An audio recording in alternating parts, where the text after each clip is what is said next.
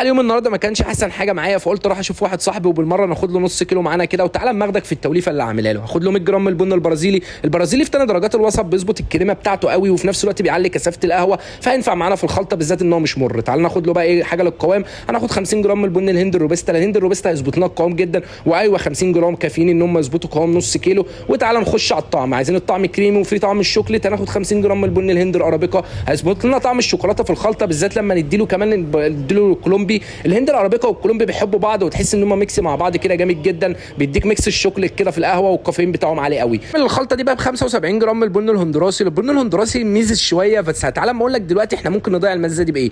150 جرام من البن الجوتومالي. الجوتومالي من نوعيات البن المسكره ونسبه الكافيين فيه عاليه جدا، لان واحد من عيله الكولومبي بس مش واخد عيوب الكولومبي. تعالى بقى نحوج التوليفه دي كلها. هناخد 10 جرام من بذور الحبانه عشان ما نزودش نسبه المره في التوليفه، شويه ورد خفاف جدا، وعودين من القرنفل في حاله احتياجهم، واحده من جوز الطيب. ولو انت عايز حاجه